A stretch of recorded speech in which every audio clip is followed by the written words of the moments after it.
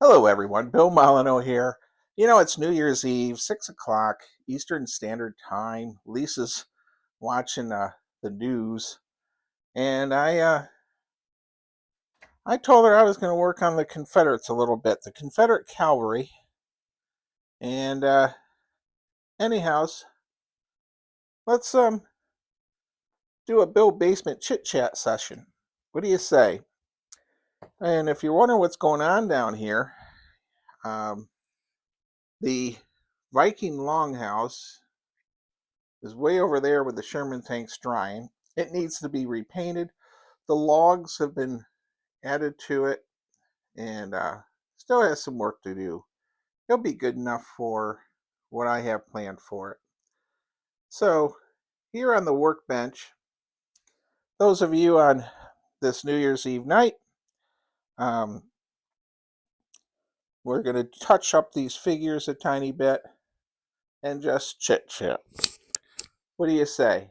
And then we're going to uh, get out the flocking material for the new natives we got also. But first of all,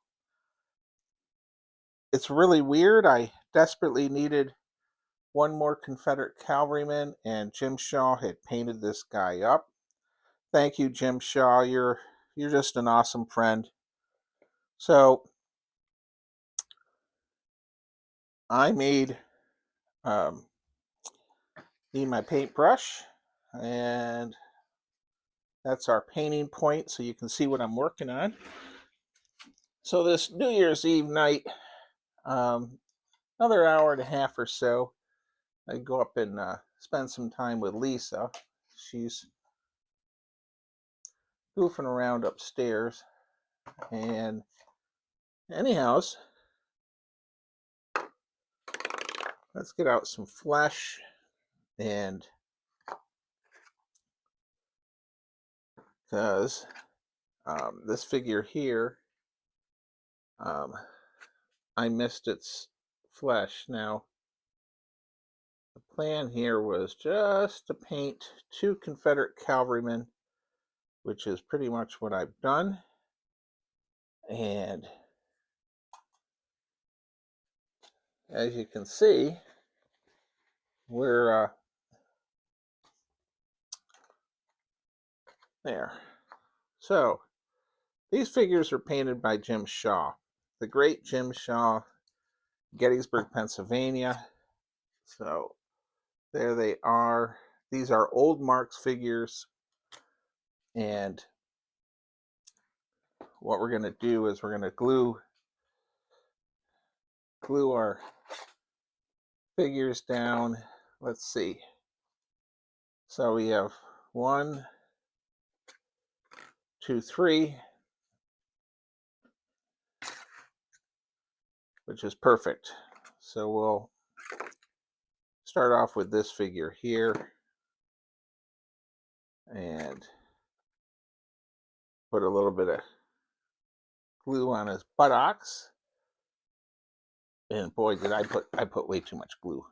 I messed that one up. All right. So have you ever messed up a figure thing? Well, I just did, but okay. Well, that was a mess. All right. And let's try not to use so much E6000. What do you say?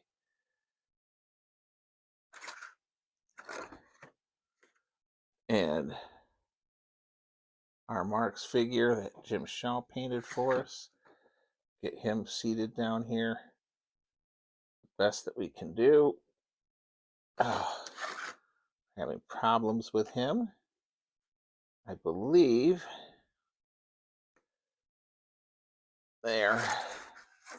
All right, we got to have him set back more on the saddle. Now, this cavalry detachment will be in my Weiss Fork game and the Gilmore raid. along with the rest of my Confederate cavalrymen. Let's see if you can see them. All right. Now the horses and bedrolls I didn't paint. So you know what we'll do? We'll just really quickly throw some brown paint on these bedrolls. So on this New Year's Eve night, I don't know who might be bored or whatever, but in a little while we have, I think, company coming, and that's but I figure Lisa's resting. Who is staying up till midnight? Looking forward to the Chucklehead game this weekend. So the bedrolls, and I'm going to go ahead and hit all these bedrolls really quick, and saddlebags and bedrolls. And the idea, just to give them a little bit more color. And oh, now I forget my time zones. Boy, did I screw up on the glue on this guy. Oh well. So people in England and Australia, they're already celebrating 2025. I'm really excited about this Confederate cavalry. I'll now have about, if I use some of those boars, I think some of you may have seen my videos with the mounted boars I have. They're browns and black figures, but I think, for all things considered, they will work as Confederate cavalrymen also. So that could bring up my cavalry quite a bit. Now the plan will be is I get these saddlebags and bedrolls, just a little bit of paint to give them a little more color. Bill's basement, I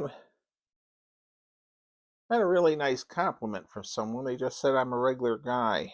And you know what? I don't know. When you think about life in general and how quick,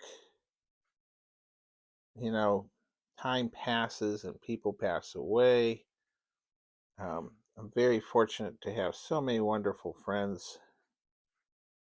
But I don't worry so much about if my figures look that bad. And I really, really am amazed in how awesome many wargamers and people are with working on their figures. I don't want to detract from that and the incredible shading. There's a person who does, and I don't want to use his name and have him get mad at me for shouting him out, but he does some fantastic shading and work on figures for in ships, and he also does incredible vehicles. He does great with tanks. So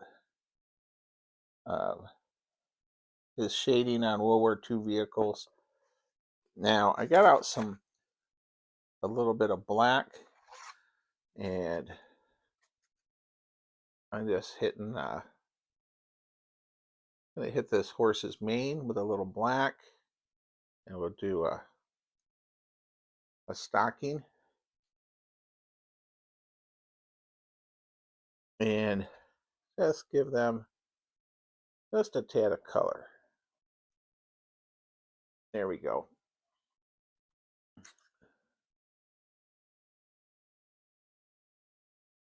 So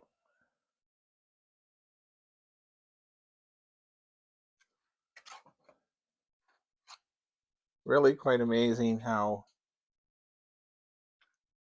the whole wargaming world has evolved, and I guess a lot of it with from the Donald Featherstone, Patty Griffith era to where we're at now, and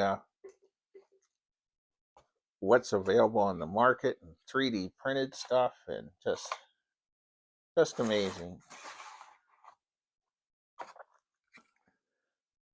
Just amazing. Just going to give this other main just a little bit of color. And now Jim Shaw, he does such great work. And I'm just throwing these together so I can use them in a game at some point. But hopefully I'm going to flock these guys. We'll get them flocked up. So, who is coming to Fort Belvedere January 25th to visit the miniature war game event? Mark's Game Room will be there, and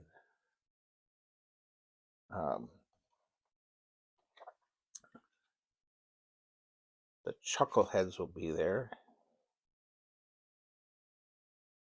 That should be, we're doing Battle of the Bulge in 54. All right, look at that. Now, you got to do a little touch-ups.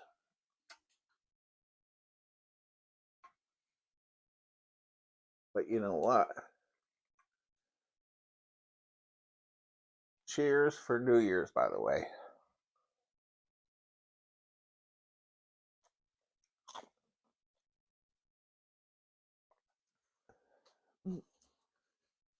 All right. We'll put a... So these guys both have bayonets. And they shouldn't. I know they're cavalrymen and all, but oh well. So we will get out the silver here in a minute. Put the black away. I'll be packing up the Bastogne game to get ready for the Battle of the Bulge game.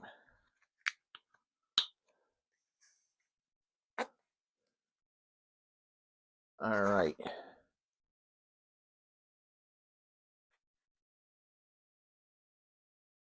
And just hitting this with a little bit of silver.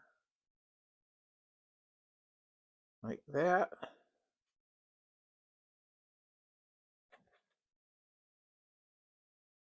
And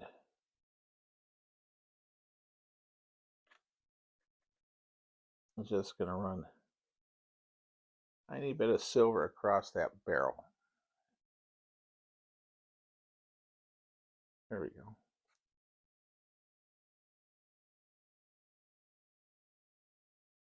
And you know what's really cool? It is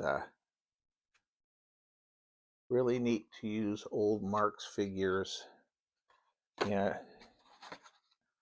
to have the nostalgic. I love using this stuff, and there. All right. Now we're going to pause the camera because we're going to bring out the Native Americans that I got on Temu. And if you saw my video earlier. So let's pause here and bring them out. Okay, everybody. Now, we're going to talk Native Americans These figures were on the Temu, T-E-M-U, China site, and they're really cheap. And so they come 4 different figures to a bag. And here's one of them. They're painted. Now, they're not perfect, okay? They got some kind of injection holes in them. But my gosh, for like $2 for 4,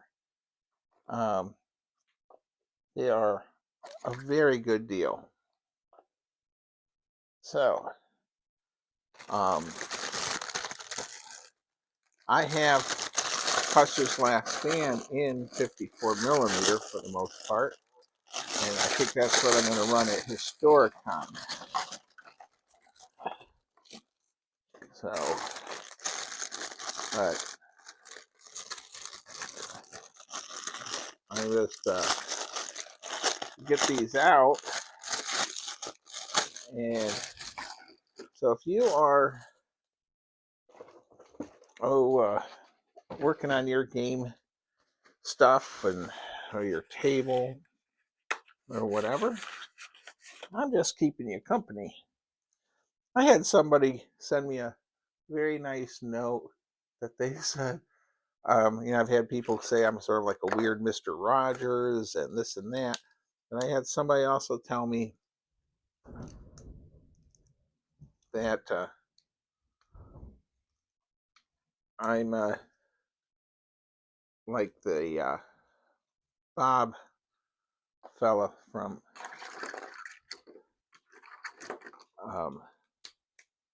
who's the painter who passed away with the big frizzy hair. But look at that. So these figures have little notches, and they go in like that.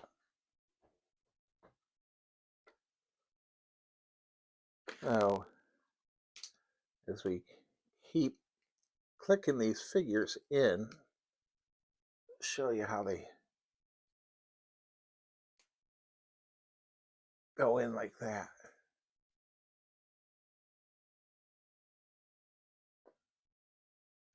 So this cost just wonderful on the price point on these.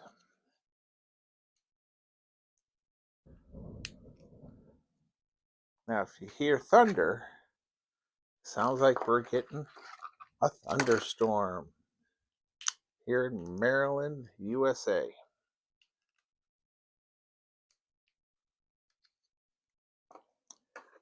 These are awesome figures. Horses, everything is painted.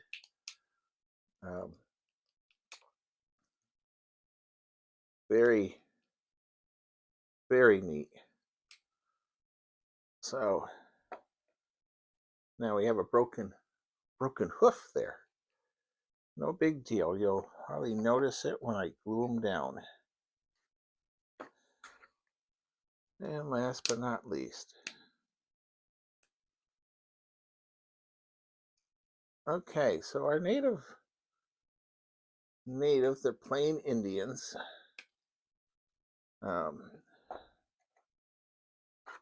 So this one's got a bad hoof, but you know what? I see the hoof on the ground, which is really cool. I found the broken hoof. So there's the hoof. And we will use some E6000.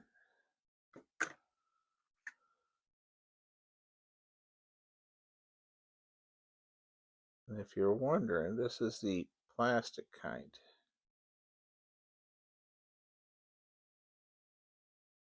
So, there we go.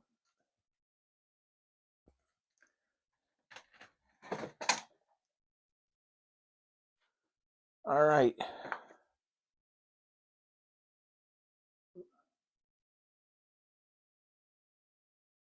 there. So we got to glue these guys down. Put a little bit of E6000 on a hoof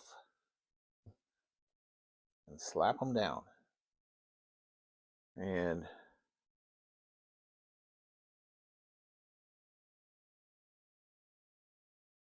there we go.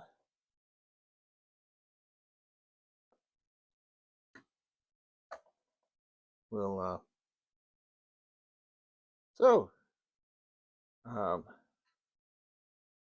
yeah, I get a lot of requests for different things. Today I got a request about setting up the Ogre miniature game. I haven't had that out several years, but would that be of interest to anyone if I set up the ogre game? And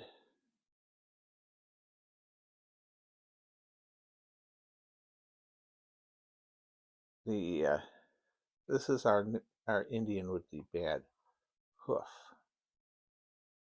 Oh,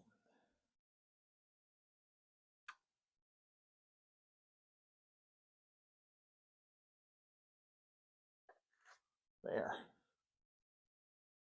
All right. Well, Ogre, by the way, for those of you who don't know, it was made by Steve Jackson, or designed by him in the 80s. Got a huge cult following. So it's a giant robotic tank.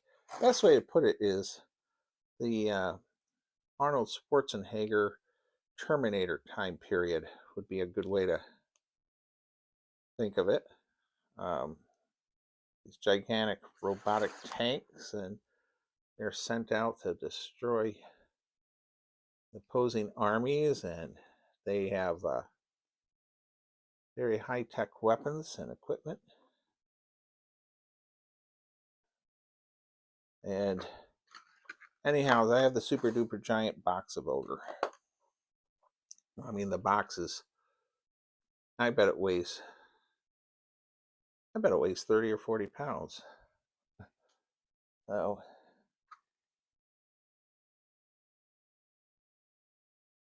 I'm not really sure what these figures are from China. I'm thinking maybe they're a cake decoration. All I know is when you get 4 of them for under $2, and it's a pretty good deal. And they're already painted good enough for me. So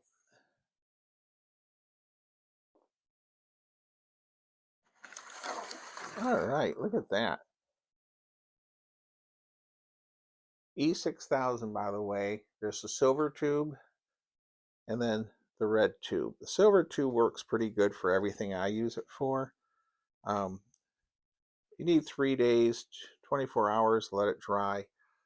This tube of the red does extra good on plastics.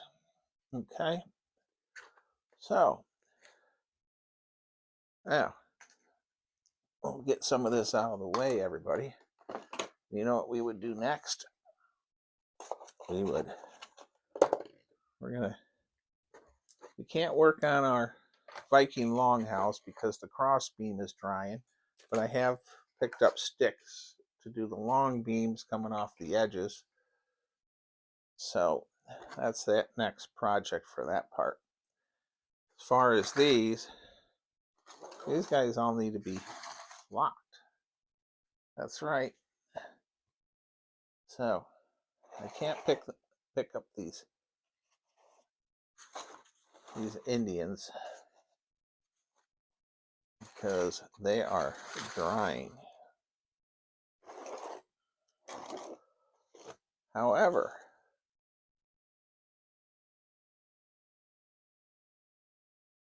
we can zap them off.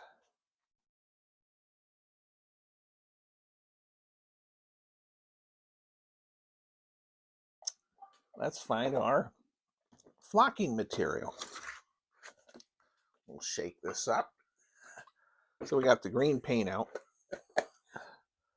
Jim Shaw, if you're watching this video, I really appreciate everything you do for me and figures and everything. It's just fantastic. I got a lot more brushes, by the way, from Santa Claus, basically Lisa. So I gotta find my flocking material.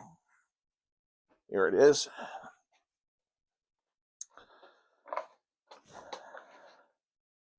So, and there. Let's see here.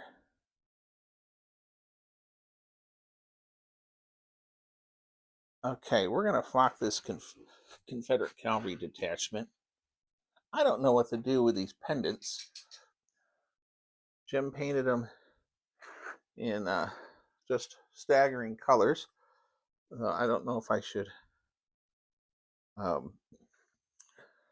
redo them or what, with Confederate flags on them. Leave them the way they are. Jim Shaw, what do you think? And I have a lot of videos on flocking bases and figures, and there's a lot of videos of other people too, so we don't need to do a real flocking video of how to flock figures, but we will get these guys done so we can use them. So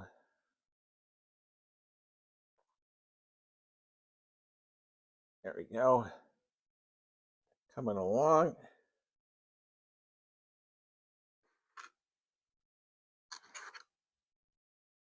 They're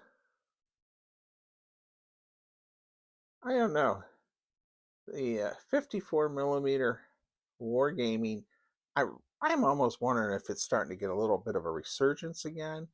You know, Jim Petrie, or Jim Purdy, excuse me, Jim Purdy, who's run so many wonderful, wonderful games in 54. He did Khartoum and Pickett's Charge.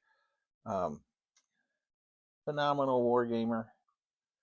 You know, it is amazing when you flock these, how much better they do look. You know, I'm thinking when I pick up the Battle of the Bulge game and pack it up, I might do some kind of Harry Gilmore raid. I've done several videos on Harry Gilmore, and if you don't know, during the 1864 campaign, General Early going to Rockville, Maryland, and the fights in Frederick, Maryland, the Battle of Monocacy, they span off some Confederate cavalry. One group heads to try to Lookout Point to release the Confederate prisoners down in Maryland, which did not happen. And then another group, about 130, under Major Gilmore, and their job was to disrupt rail communications and that kind of stuff. He burns a railroad bridge. He causes a lot of stress, and he comes right through Nottingham, Maryland, too. So, look at that. So the Gilmore raid is pretty cool. I think it's considered the furthest east-north Confederate invasion. So they get just about to Bel Air. You know, if they'd gone 45 miles more north, they would have run into Philadelphia. I don't know what the militia would have been like in Philadelphia, but I bet it would have made a lot of Amish farmers and the such freak out if, well, I'm quite amazed of how much history I have learned by um, going and visiting all these different sites and making videos and talking to the different historians.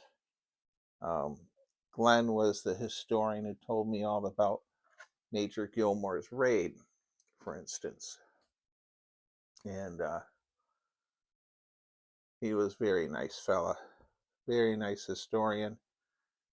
Oh, I don't know. Um, there's a, you know, every town has its local historian, and it's been amazing to me when I meet them how open and nice they are about goofing around with Goober the Traveling Bear. And I really had no historian give me a hard time about the whole bear concept. And like I've said before, Goober is just to bring a little bit of fun and humor to history. And really nothing more than that. Look at that. And we put it in the old, there we go. Boy, I almost feel like, when I get these done, to just go ahead and clean off this table and get Battle the Bulge cleaned off, lay down some green, and do a Scott Mingus Civil War Cavalry battle from his incredible book, Cross Sabers Miniature Wargaming. Um, oh, but I did do the um, Rummel Farm, scenario, which is Gettysburg, third day. And when I lived in Gettysburg, I lived within a mile and a half probably of the Rummel Farm, roughly. And I'm not big on the ghost story stuff, but I knew someone who lived in the trailer park where the battle was, and he swore at night that he could hear horses and cross sabers at times. But who knows? Okay, one more to go. This is very relaxing in the sense of